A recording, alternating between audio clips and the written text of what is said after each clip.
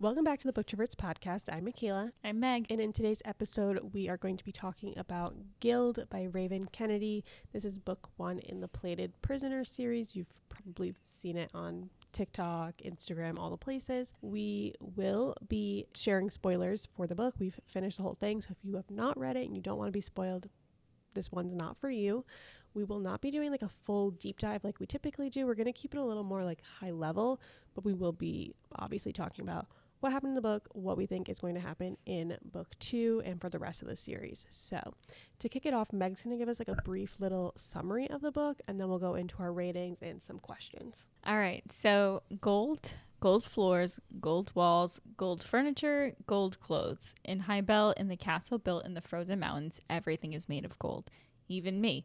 King Midas rescued me, dug me out of the slums, and placed me on a pedestal. I'm called his precious, his favored. I'm the woman he gold touched to show everyone that I belong to him, to show how powerful he is. He gave me protection, and I gave him my heart. Even though I don't leave the confines of the palace, I'm safe. Until war comes to the kingdom and a deal is struck. Suddenly, my trust is broken, my love is challenged, and I realize that everything I thought I knew about Midas might be wrong. Because these bars I'm kept in, no matter how gilded, are still just a cage, but the monsters on the other side might make me wish I'd never left. So, with that, what did you rate this book? I gave it a 3.75. I think that might be an unpopular take. I think it is a lower rated book. I know a lot of people say like if in the whole series this is the one that they like the least. I personally enjoyed it. I listened to most of it on audiobook, which Meg, you know I am not an audiobook person, but the way the narration was done, I don't know, gripped me. Like, I liked the multiple character voices. I thought we had a whole cast, and then you told me it was only 2 people. So I listened to, I probably like 75% of it on audiobook, and I did not want to stop. I was flying through the chapters. I was so locked into the story. So that definitely contributed to my rating, the fact like I just didn't want to put it down. Obviously, there wasn't a ton of plot happening. It was definitely, what I'm gathering, more of a vibe setting the world and the dynamics type of book, like laying the groundwork for the series. But yeah, I had to rate it a little higher because I just had a fun time and I was locked into it. What did you rate it? Yeah, so I did a 3, so a little bit lower than you. Mm-hmm. It was good. I also did audiobook, but I did the audiobook and I had it on my Kindle, so I was doing the combo. I will say sometimes when I do that, I find it difficult because I read faster than how I have the audio set. So most of the times I'd end up just turning my Kindle off and just listening. And to your point, it was very good. The voice actors were good. The way that even there were pauses in the conversation too. It wasn't, I just read it with no, inflection or anything. So that did make it a lot better in my opinion as well. But I don't want to discredit this story either, that it definitely set up for a lot, or at least I hope could be a lot for the rest of the series. So that was, it was good. You get the little bit of beginning of, okay, we need some backstory, and then let's get into the nitty gritty of what's actually going to happen for the rest of the series. So It was good for that, for sure. Yeah. I have high hopes moving forward, especially with people saying like this is their least favorite of the whole series. I'm like, okay, so 3.75 and a 3, not a bad place to start. No, I'll take it. We're only going to go up from here. Okay, so let's jump into, we only have a couple questions to kind of guide the discussion. What did you think about Oren's dynamic with Midas? Did your opinion of him shift throughout the book? Okay. I did not like him immediately. Something felt wrong. He gave me the ick very quickly. We're meant to believe that he saved her and did all these amazing things to get her where she is now, but I'm sorry. You could save someone, but you don't have to put them in a cage. Yeah. There's something you could do, let them roam free, have a life. I mean, I don't know. And it's just, he kept using her past, which we haven't found out a lot about her past. We have little glimpses in the first book, but there's not too many details. But he kept using that against her as, I'm the one that got you out of the position you were in. You didn't have to deal with this anymore. I saved you. And it's just, all right, if you have to keep reminding people, you obviously did something that was wrong. Because if you have to try to put it in people's mind at the beginning, of every single thing, I don't believe you. I immediately dislike you. So I don't know. And my opinion did not change. I hated him more throughout the rest of the book. So So you were icked out at the first mention of the cage. Yeah, did not like it. We were liking him at the orgy scene that it opened on, and then the cage we turned ick. Got it. Yep. Pretty Got much. it. I would describe him, this is how he's coming off to me, is Tamlin 2.0. So here's the thing.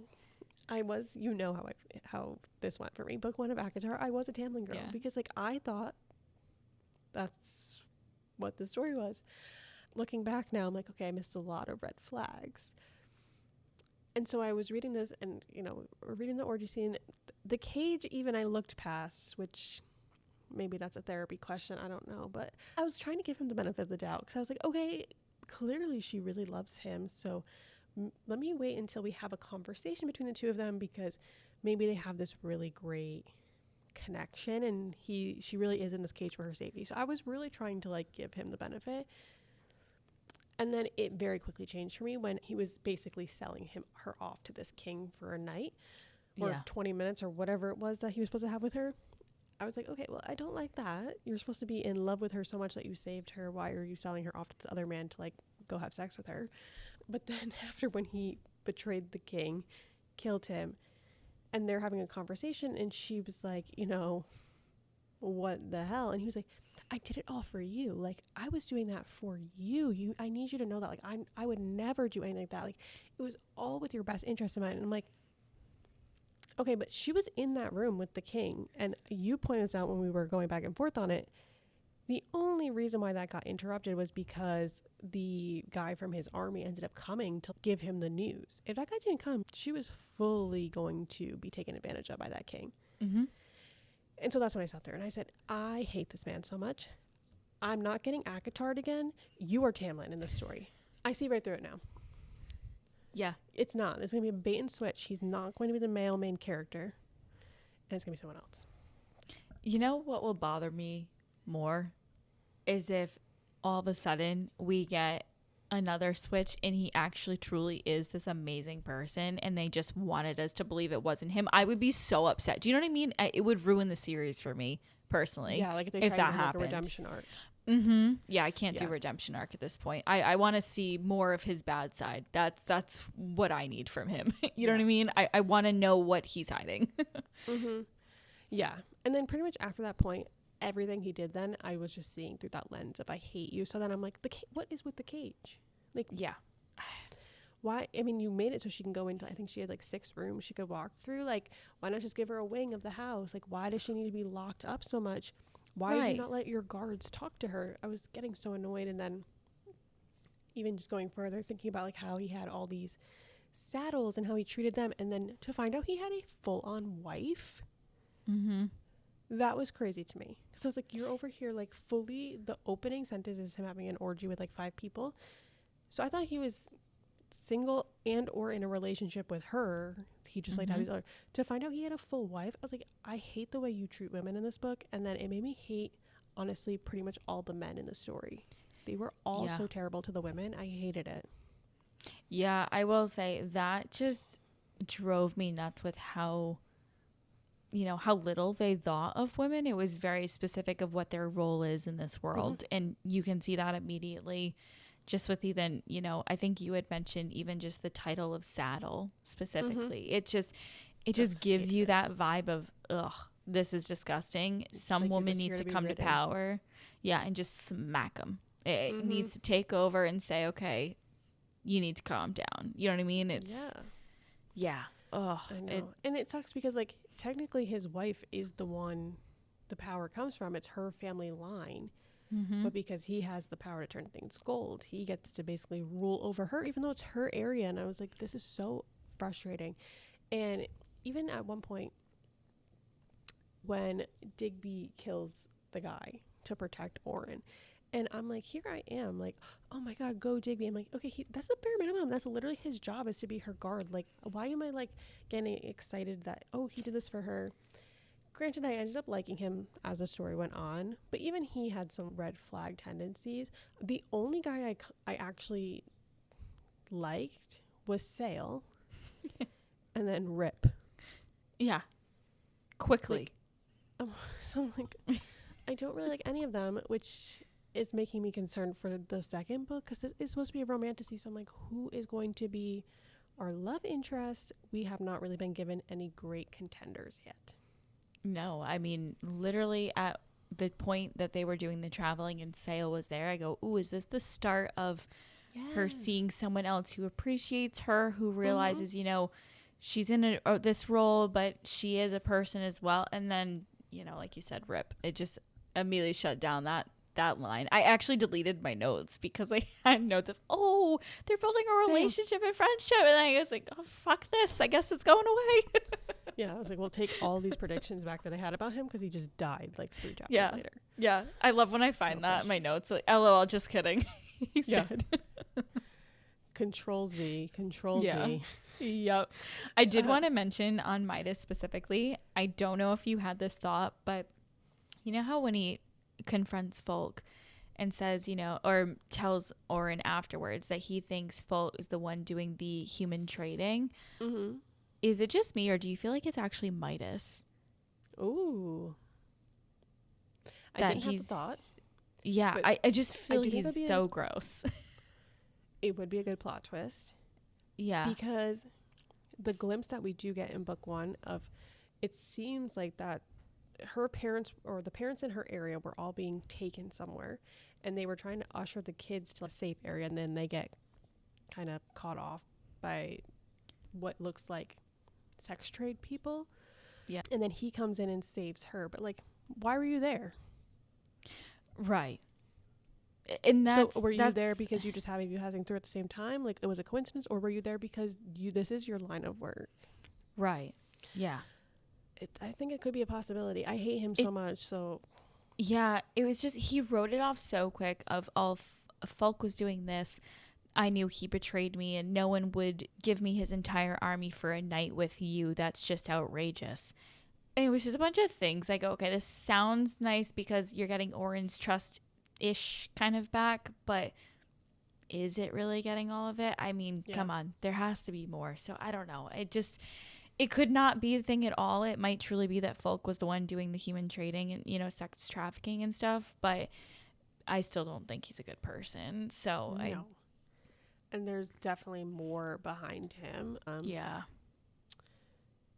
Yeah, because I mean, there has to be some type of connection, something going on behind the scenes of why he feels the need that she has to be put in a cage in like a mansion that's already locked essentially and like heavily guarded. Like, why does she need so much security to make sure she doesn't go anywhere?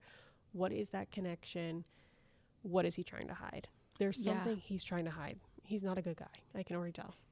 Yeah, and there's something that he doesn't want Oren to find out because there's so much that she's kept out of. She's there for, you know, the parties and when some new person from a different kingdom comes over and they show her off type thing, but that's it. She's stuck in those 6 rooms. So any other meetings and conversations he has that might be of higher value, she doesn't get to see. So, well, and as his wife said, like, he treats you like a shiny toy.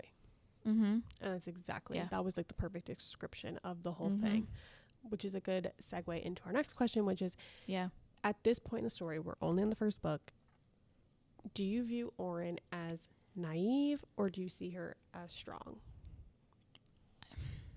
There were maybe a few small moments where she had some strength in pushing back against what the norm has been for women in general, but also just against people, I would say.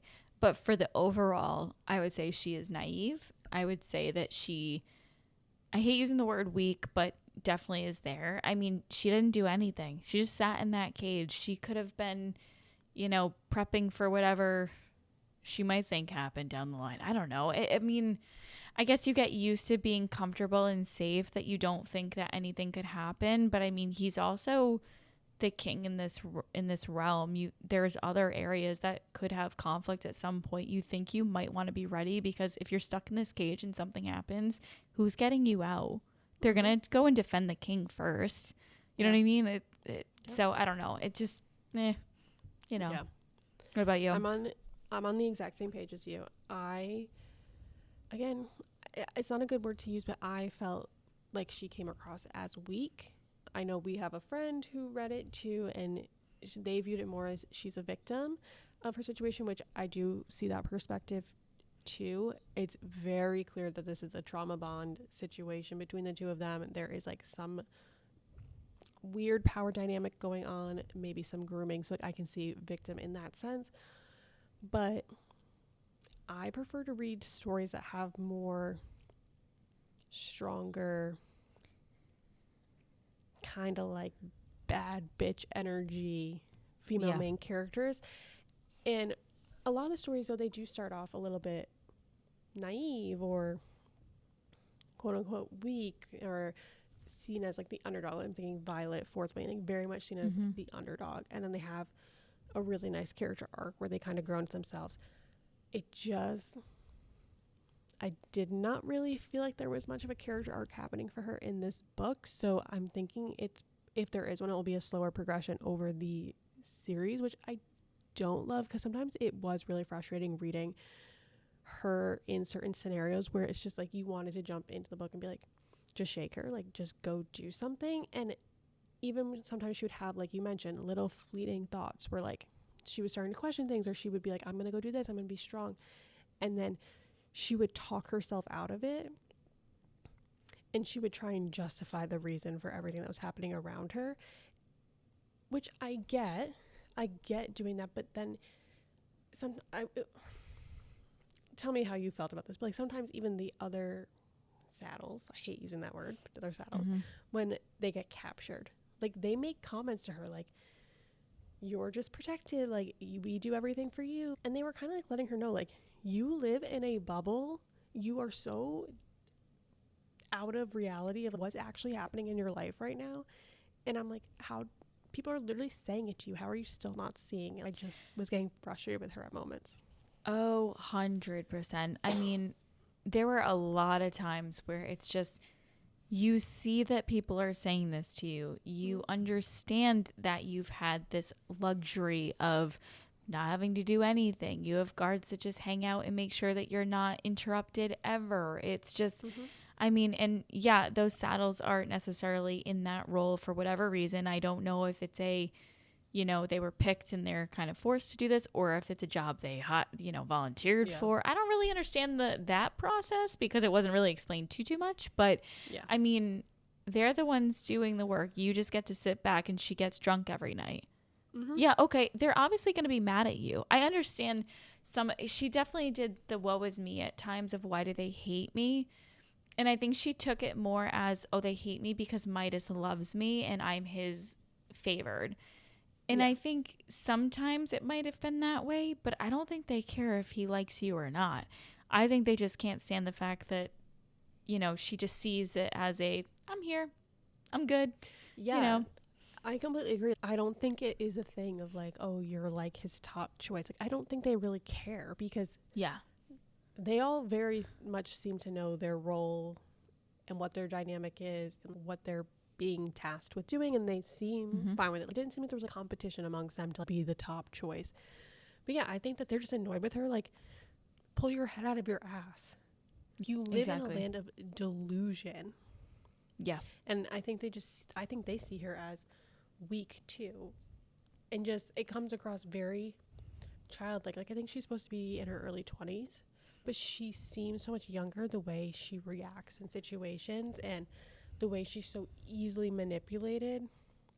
Yeah. And like just does not stick up for herself. Like even that whole scene with the king, you're just seeing her be like, I don't want to do this, I don't want to do this. And it's like, then say you don't want to. And she finally has like that outburst, and then she's like, oh, I shouldn't have done that.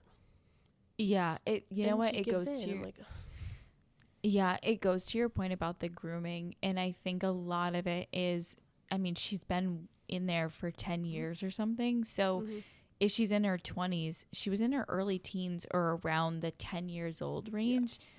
I mean, those are a lot of pivotal years of you going through whatever you have to at that time. And she was stuck in a cage.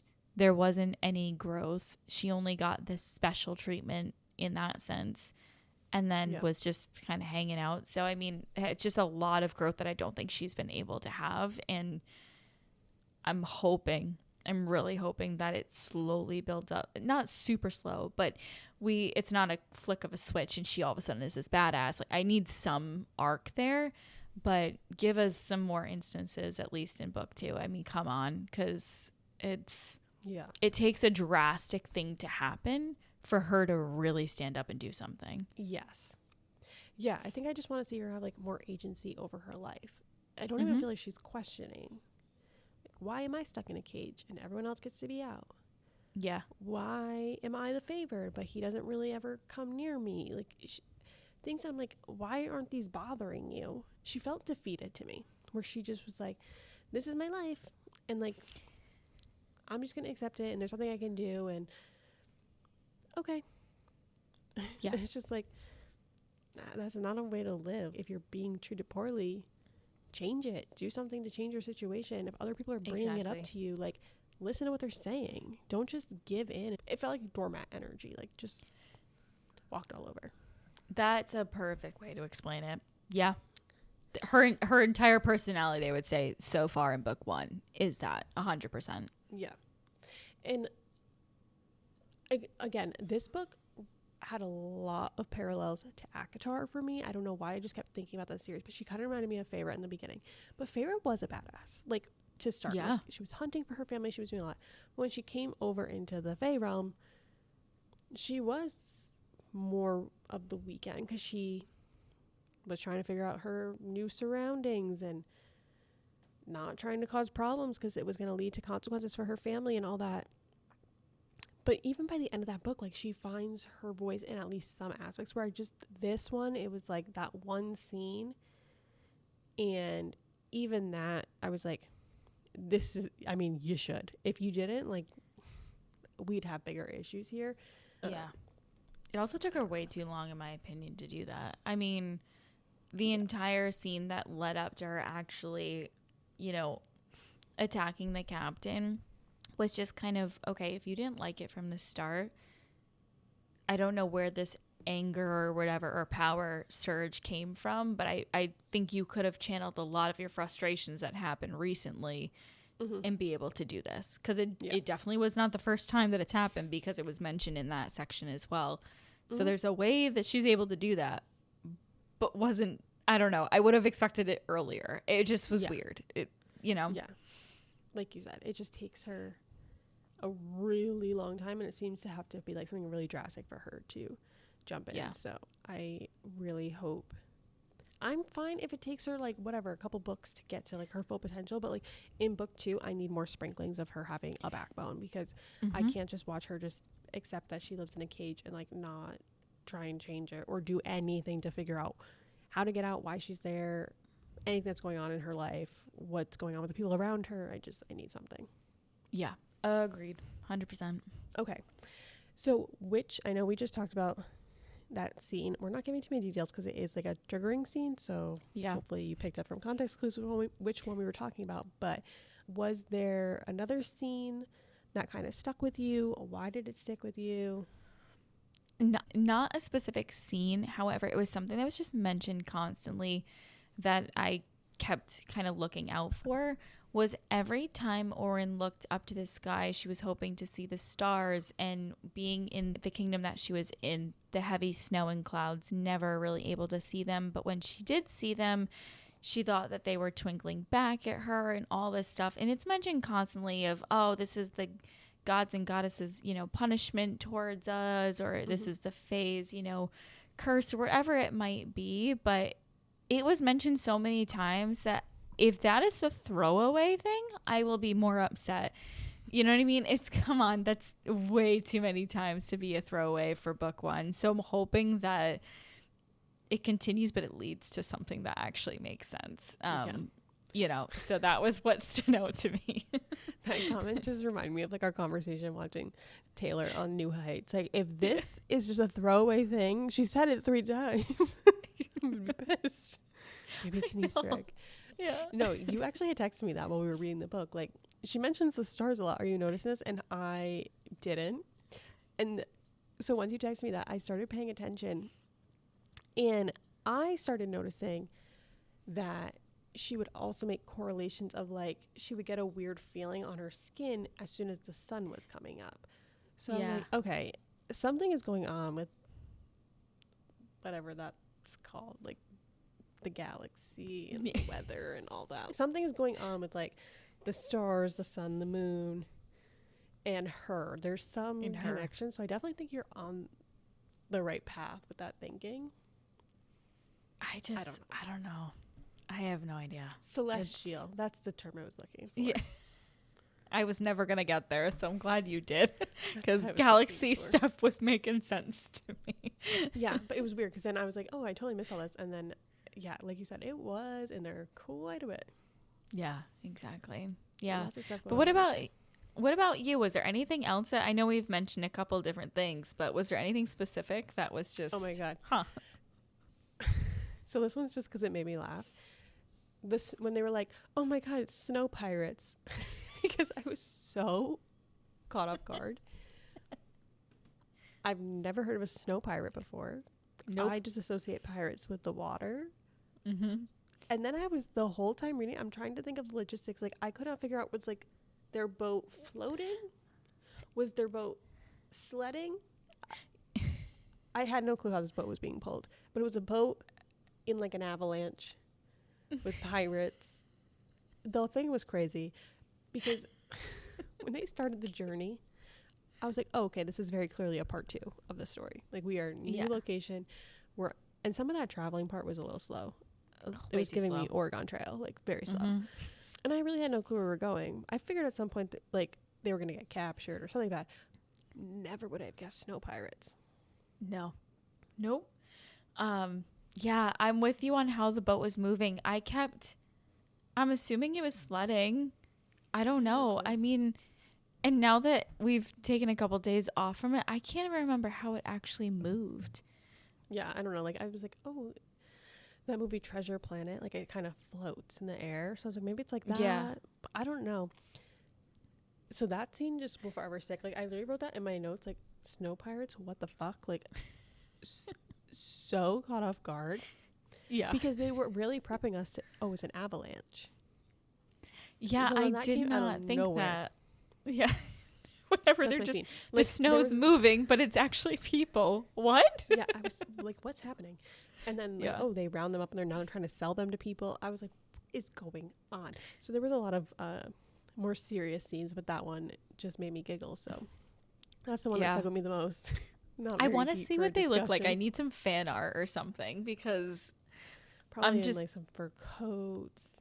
Right. I don't know. Do they travel the mountains often? I don't really know. The whole thing was crazy. And they had like 2 boats, I think, 2 or 3 boats.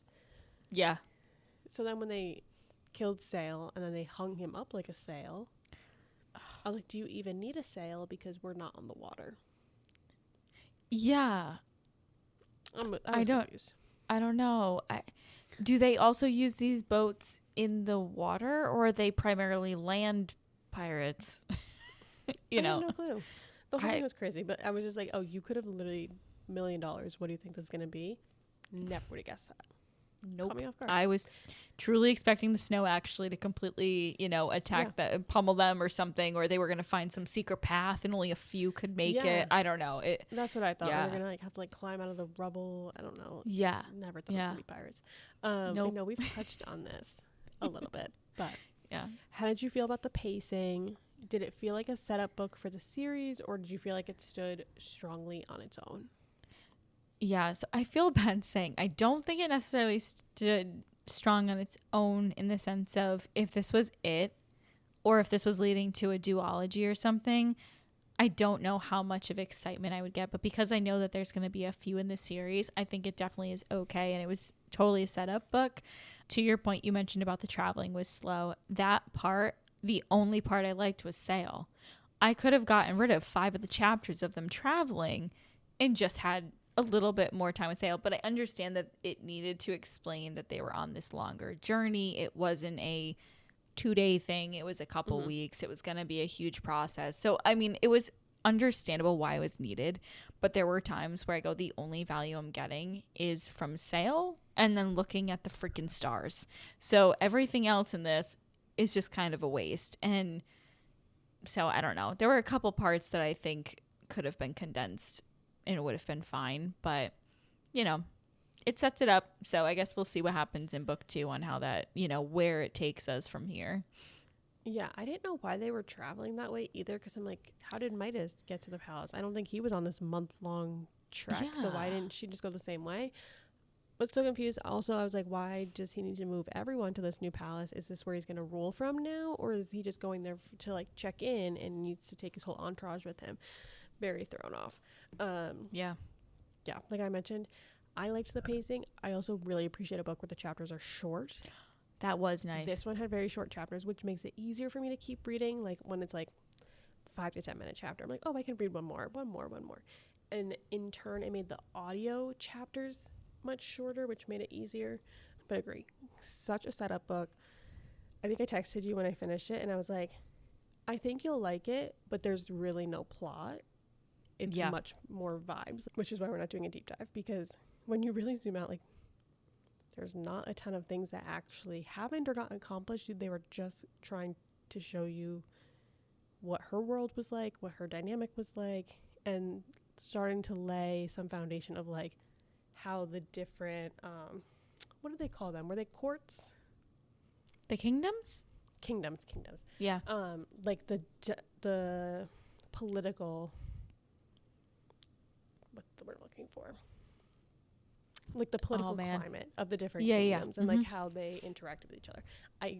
That's all I think. And then it was setting us up for her and the other saddles have now been sold to King Rot, because that's where book 2 is going to start. Yeah. Or maybe it's going to be another traveling to that kingdom. I don't know. But I think it was just a way to get us, like, this is where she started. She was with this guy. And we're moving. Again, very ACOTAR. We started in the spring court. But, like, the real book happens in the night court. Yeah. Which we all love. That's what I think. Yeah. Yeah. Yeah. And that's kind of my thing, is I'm so intrigued on what's going to happen next. Which I think also made me like the book more. Was, okay, there's not too much plot to go in. It's just a little bit of background info. And if I need to, reference it, I'd have to go back and look at it. But it was enough that got me interested. So that I liked. Yeah. It wasn't terrible to the point, oh my God, I absolutely hate this thing. I'm not reading it. I'm not continuing the series. It was just, okay, let's see what you have next. I want to see what the second and third book might be. Yeah, I feel like it's like one of those things, like when you finish the series, and you're recommending it to someone, you'd be like, you just have to get through book 1. Yeah. And then it starts in, like, book 2 or whatever. Speaking of book 2, what unanswered questions from Gild do you want resolved in the next book specifically? Like, you want it to happen book 2, not the whole series, book 2. All right, I have way too many. So I'll go 1 and then I'll see what you have. Okay. I'm curious if we ever find out how does she have the power to turn things gold, because it's mentioned at the end and then that's it. And Rissa pretty much is like, how are you able to do this? That's Midas's power. And Oren pretty much gives us a little hint of, oh, I've done this before. Yeah. And then to your point about her skin kind of feeling different when the sun is around, was she kept always somewhere dark and dreary so that she didn't have her power to go against Midas? So I'm trying to figure out, do we get answers on that or not? Yeah. I hope we do. Off that too, where I started noticing we don't really see him turn anything that I can remember. She's fully gold. So did he turn her gold, or was she gold when he found her? I don't know. We haven't really gotten that.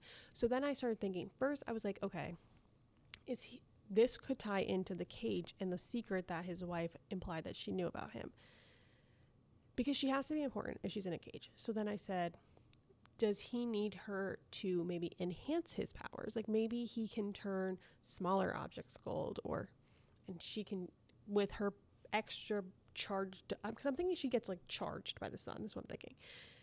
Maybe, like, they need to tag team certain things. I don't know. Or does his, like, power cap out at so many things, and then she can give him a boost? I don't know. Then I was like, he's such a fucking piece of shit. Is he a con artist and he can't do shit, and she's the brains behind the whole thing? I don't know. So many So many good points. Again, this goes back to my question of why is he bringing everyone to this new palace when it seems like he's just going there for a check-in? Yeah. But they're also separated for a really long time. So I'm leaning towards maybe she helps him out. Maybe he can't do his on demand. So like he needs her to like provoke him somehow to get it to turn gold. I don't know. The only thing I can think of that helps out this case is the last chapter or the epilogue, whatever you want to call it, is the golden vine or something, or the golden gold vine, whatever they call it in this book. Mm-hmm. The riddle, poem, whatever. I'm terrible at these things. But the only thing I could get from it was she needs to something decaying or negative to keep the powers going. Mm-hmm. Is I wonder, it to your point, does she help him out as well? Does something else that goes on help him indirectly with her getting her powers? But I think going back to like what you were saying before, like, is it like the start thing? Like, is it just mentioned a bunch because it's important, or is it a throwaway? Like, why would they go? There had to be a purpose to that triggering scene. And at the end, she turns to Captain Gold and says, I've done this before. Yeah. So that has to be important. Like, we had no clue up to that point that she could do this. So I definitely think there's something going on between the two of them. What? Agreed. TBD. Yeah. But I don't trust him at all. Mm-mm. No. And that kind of leads into a question that I had is, okay, because now I'm on this trip, like, okay, does she somehow have some type of power that she can lend to him or whatever? Then I was like, is she Fae? Because when Rip comes, they point out that he has spikes, and she literally says to him, you're a Fae. And we find out the whole backstory about the Faes and all that. She has ribbons that are growing out of her spine. And so I'm thinking, are these growths coming out of their body a sign of being Fae, and she didn't realize it, or maybe she knows and we just haven't been filled in on that? But I feel like that has to be a connection, that these two are the only two that have things growing out of them, and he happens to be Fae. Also could lead to why she has powers, because I'm pretty sure it said when Midas found her, she had already developed the ribbons, because that happened when she was like going through puberty, so she already had them. Yeah, and then to add to that, when I think she says to Rip at the end, and I think it's literally one of the last couple sentences of, I know what you are. And he goes, I also know what you are too, or same exact about you. And it's one of those, okay, so what are you then? You know, are you Fae? Are you something completely different? What are we going to find out? You know, it's, that I hope sets up for something to happen and us get an answer. Yeah. Soon. Book 2 soon. Please. They're going to spend time. They have to travel to the 4th kingdom. Yes. So, I mean, they'll have to get to know each other. They have to. Or like even just some like passive comments that they'll make to each other. Like, yeah. I don't know. Who knows though? She could be Fae and not even know it, because she seems to like not really know much about her own life and like what's going on. But exactly. Speaking of 4th, not really an unanswered question, but I guess maybe. I'm very curious to see what's going on in 4th Kingdom, because they portray it as being this terrible place. King Rot is terrible. He destroys everything. No one wants to step foot over there because they're so dangerous, and everyone dies and the whole nine. I'm curious if 4th is actually a really nice place, and they've just put on this facade so people leave them alone and don't try and invade and take over their supplies. Again, I really hope people have read ACOTAR. I've given so many spoilers in this episode, but like, again, tying it to ACOTAR, we're like, the Night Court is actually this very lovely place to be. They just act like assholes outside, so people don't come in and bother them. Mm-hmm. Yeah, and he keeps strategy. that. I would do the same exact thing. So I'm like, is this going to be another ACOTAR situation where she's going to get to 4th and she's going to be all nervous? She's going to meet them and she's going to be like, oh, I love it here. And is King Rot going to be a gem? Is he going to be our main male character? Like, I don't know. I know. Great question, because we also have these, I don't want to call them nicknames, or maybe they only go by their last names, because Midas's name is Tyndall or Tyndall. I don't know how to say that. So that's his first name, but no one ever calls him that. And Rot, obviously, it is a nickname, but you know, what is his true identity? Yes. Is that going to be something? Or, you know, and this is something I just thought about in the moment, is Rip actually King Ra, or is he only a commander for them? Like, I'm trying to figure out. It sounds like there's two people, so I might just be completely off into Lululand, and that's fine. But he's so powerful, and and she can sense the power off of him, and keeps questioning why people don't notice that he's Fae, which I think goes back to your question of, is she Fae because can Fae sense other Fae? Do you know what I mean? They have heightened senses. I don't know. I don't know how Fae work in this world, because every other world they have heightened senses. Yeah. Rip is also a very strong contender for me for being the male main character, because I'm assuming the love interest of the series would need to at least be introduced in book 1. Or if not, early in book 2. Yeah. So he's introduced in book 1, and then we don't really know any of the other names of the people he came with. And they seem to have some banter going between the two of them. We've haven't met King Ra, but we've learned a little bit about him. So like, he has been introduced. So that's why he was my other thought. I don't know. Those are two I'm going between, but I love that idea that like maybe they're the same freaking person. Yeah. Yeah, exactly. And you know, it's the man behind the curtain. I don't know. And then if it's only Fae can sense other Fae, then maybe that'd be more logical. But like, yeah, why would you have like this really it seemed like the Fae were super powerful. So like, then why would you have like this really powerful person be the head of your army? Yeah. Wouldn't you be worried that they could take you out? Also, he has scales on his face. He has spikes above his eyebrows and going down his spine. That's normal. Just, you know, glued him on his face. What? Can other people see that? Because she tells us his description. And can other people see her rip? Well, I guess they can, because they said they saw her using them. So maybe it's just a little more normal, because they do mention that there were overlaps with the Fae and the human realm having that passageway in a way. So maybe that's just powers that kind of stay around. But how do you see a man with scales and with spikes and not think that, okay, this is just not your normal little overlap magic? What? I don't know. I need to look up a picture of him, because he sounds kind of terrifying. But I also don't want to, because what if he ends up being... Yeah, that's the other thing. Like, I have to be so careful, because I don't want anything spoiled for me. I know. I've already had too many books spoiled that I just cannot do it even more. I can't. No, I can't. I need to enjoy it for what it is. Yeah. What other things are you looking for in book 2? The one other thing, I don't know if we'll get it, so this could just be I'll ask it, and then, you know, we'll come back on the second book and go, oh no, that wasn't answered. Let's hope it gets in book 3. But I don't know if Digby actually died. He's an off-page death, and I feel like he was too important to Oren to be an off-page death. I think he is the one that betrayed Midas and told Rip to go get his group, because he specifically tells Sail, keep her safe. Doesn't mention anyone else. Nothing. To your point earlier, he ends up killing the king at that point. Not Midas. He specifically has Sail keep, protection of her, and he pretty much does until his last dying breath at that point. And then Rip mentions that he got message very quickly that they had all of these people, including Oren, and no one was supposed to know that she was there. Yeah, because when I forget the guy who captures them, not like the head commander.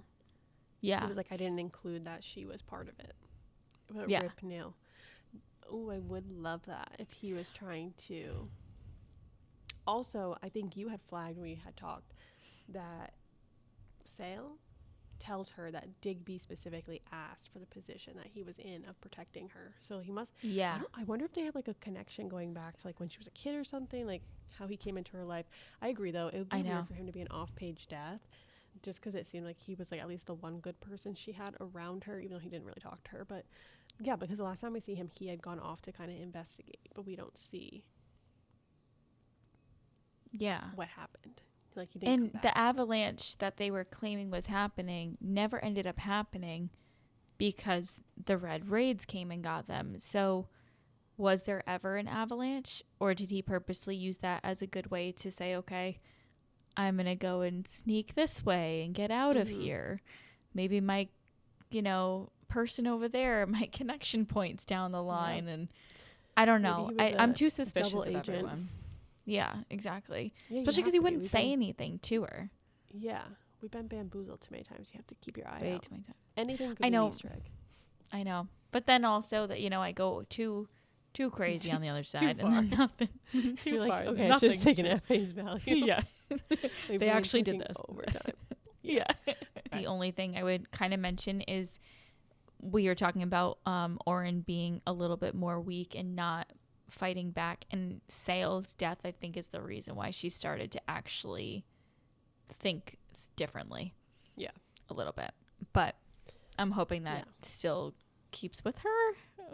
Yeah, we're hoping for strength in book 2. Yeah, some strength, Backbone. some growth. Yeah. Yeah.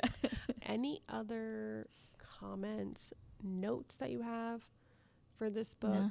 I know not as deep of a deep dive as we normally do, but like we said, not a ton of plot in this book. Yeah. Much more world building, but I will say, like, I ended it and I was very excited. It took a lot for me not to jump immediately into book 2 to get some questions answered. Definitely looking forward to reading more of the series. We'll see if we make it to the end. Fingers crossed we do. But I liked the writing style too. Yeah, I thought like it was really well done. To understand. Yeah, it wasn't difficult. I mean, the world building was enough because you got exactly where you were. You understand that space, and then we're moving and we understand that area. So I do like it. I'm no crazy terms for things. Like there was not a huge glossary. No glossary. That was already a win. Give me basics. I don't need fancy things for it. You can change a couple things, but not every single terminology. All right, so our next episode, we will be covering the second book in the series, which is Glint by Raven Kennedy.